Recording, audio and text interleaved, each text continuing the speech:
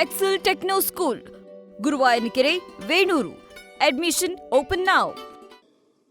ತಾವು ಎಲ್ಲ ದೇಶಗಳು ಸುತ್ತಿದ್ದೀರಿ ಸಭಾಧ್ಯಕ್ಷರೇ. ಯಾವುದನ್ನ ಕಂಟ್ರಿಗೆ ಹೋದಾಗ ನೀವು ಇಂಡಿಯಾ ಬೆಂಗಳೂರು ಅಂತಾರ ಸಭಾಧ್ಯಕ್ಷರೇ. ಬೆಂಗಳೂರು ಅಂತ ತಾನೇ ಕರೆಯೋದು.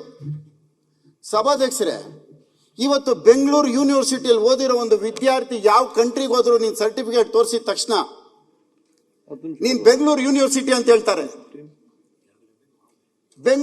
ಸಭಾಧ್ಯಕ್ಷರೇ, ಬೆಂಗಳೂರು ಯೂನಿವರ್ಸಿಟಿ ಅಂತ ಹೇಳ್ತಾರೆ.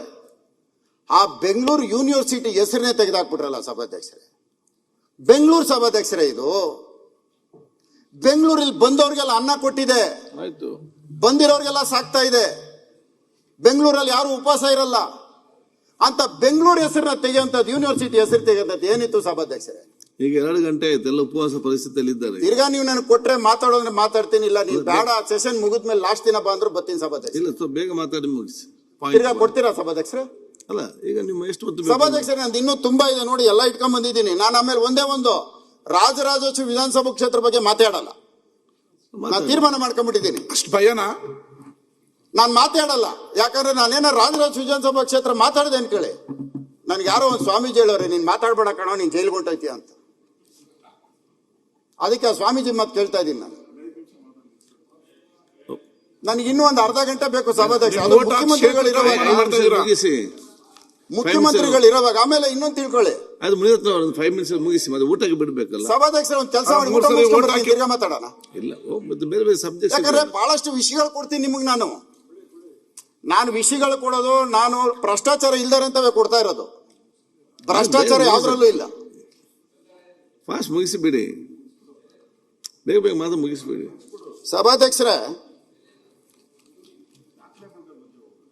ಸಭಾಧ್ಯಕ್ಷರೇ, ಬೆಂಗಳೂರು ನಗರ, ಹೆಬ್ಬಾಳ ಜಂಕ್ಷನ್ ಏರ್ಪೋರ್ಟ್, ಒಬ್ರು ನಂಬರ್ 2 ಅಲ್ಲೇ ಕ್ಷೇತ್ರ. ಮುಂದೆ ಏನಾದ್ರು ಬದಲಾವಣೆ ಅಂದ್ರೆ ಇನ್ನೊಬ್ರು ನಂಬರ್ 2 ಅವರು ಅಲ್ಲೇ ಇರೋದು. ವಿವರವಾಗಿ ಹೇಳು ಅಂದ್ರೆ ಹೇಳ್ತೀನಿ ಸಭಾಧ್ಯಕ್ಷರೇ.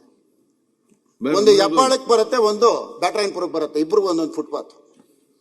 ದಿನ ಇಬ್ರು ಓಡಾಡ್ತಾರೆ.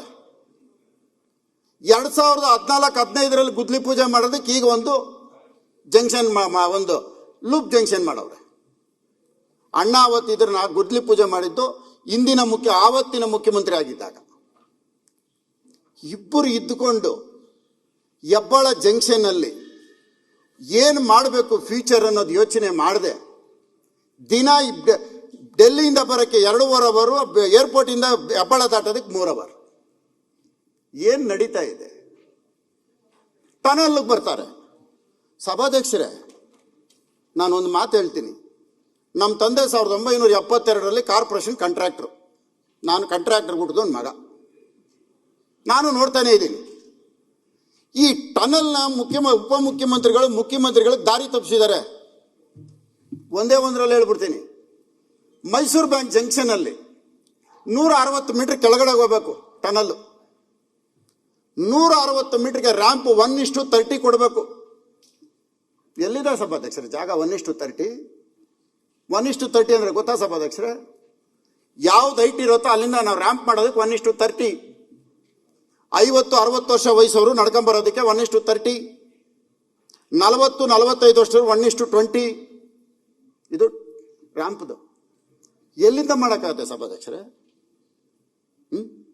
ಸ್ಯಾಂಕಿ ಟ್ಯಾಂಕ್ ಬಂಡ್ ಮೇಲ್ಗಡೆ ಇವರು ಟನಲ್ ಒಂದು ಕೊಡ್ತಾ ಇದ್ದಾರೆ, ಅಲ್ಲಿ ಡೌನ್ ರ್ಯಾಂಪ್. 1-2 ಅವ್ನು ಯಾರಿಗೋ ಬೆಂಗಳೂರಿನ ಯಾಕೆ ಅಡ ಇಡಬೇಕು? ವೈಡನ್ ಮಾಡ್ರಿ, ಅಕ್ವಿಜಿಷನ್ ಮಾಡ್ರಿ. 2013 ಆಕ್ಟ್ ಇದೆ. 1:3 ಕೊಡ್ತಿರೋ, 1:4 ಕೊಡ್ತಿರೋ, ಎಲ್ಲ ಮಾಡಿ. ಇವತ್ತು ಮೆಟ್ರೋ ಮಾಡ್ತಾ ಇಲ್ವಾ? ಯಾಕೆ ಟನಲ್ ನೆತ್ಕೊಂಡ್ಬಂದು ಇಡೀ ಬೆಂಗಳೂರಿನ ಇನ್ನೊಬ್ಬರಿಗೆ ಅಡ ಇಡೋದು? ಬೆಂಗಳೂರಿನ ಯಾಕೆ ಹಾಳು ಮಾಡೋದು? ಬೆಂಗಳೂರು ಏನ್ ತಪ್ಪು ಮಾಡಿದೆ? ಇಷ್ಟು ಜನಕ್ಕೆ ಅನ್ನ ಆಗ್ತಾ ಇರೋದೇ ಬೆಂಗಳೂರು ತಪ್ಪ? ನ್ಯೂಸ್ ಫಸ್ಟ್, ನಿರ್ಭೀತಿಯಿಂದ ನಿಮ್ಮ ಪರವಾಗಿ.